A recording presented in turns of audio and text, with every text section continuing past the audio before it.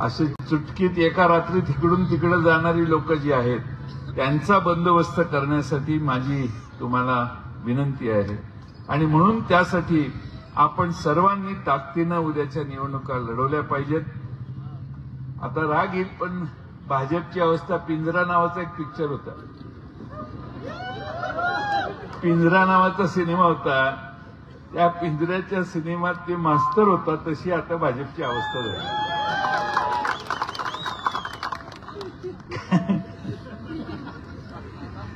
मास्तराला तमाशाचा नाद इतका लागला की तोच तुंतुन हातात घेऊन सर्वात पुढे उभा राहायला लागला.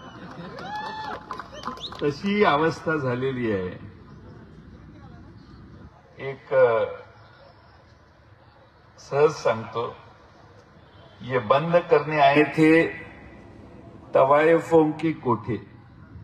हे सांगायचे की नाही, खाने न दूंगा खाऊंगा न खाऊंगा न खाने दूंगा, त्यासाठी ये बंद करने आए थे तवायफों के कोठे, मगर सिक्कों की खनक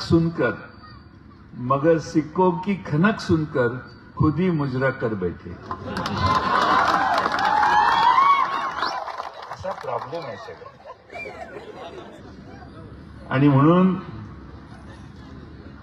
अकोला काय अमरनाथला काँग्रेस बरोबर आघाडी केली.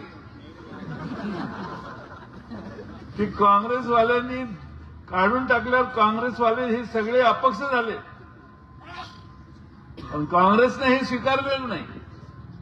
पण यांना कुणाशी सत्तेसाठी आघाडी करायला काही वाटत नाही. आणि म्हणून आपण मतदान कुणाला करायचं, त्याला काही कॅरेक्टर आहे, ज्याला काही नीतिमूल्याची चाड आहे, ज्याला पक्ष बदलण्याची इच्छा आहे, ते कितीही मोठे असोत, कितीही मोठ्या घरातले असोत, तर तुम्ही सामान्य माणसं उभी केलेली आहेत, आम्ही त्यांच्या मागे तुमची ताकद उभी करा. शेवटी एकदा तुम्हाला गृहीत धरून मी कुठेही गेलो, कम्युनिस्टात गेलो तरी माणसं माझ्या मागे येतील, असा आत्मविश्वास ज्यावेळी नेतृत्वात किंवा उमेदवारात येतो त्यावेळी आपण सावध व्हायचं असतं, जरा ज्यादा हो गया म्हणायचं असतं. आणि म्हणून माझी तमाम मतदारांना विनंती आहे, मनगू आबा सरगर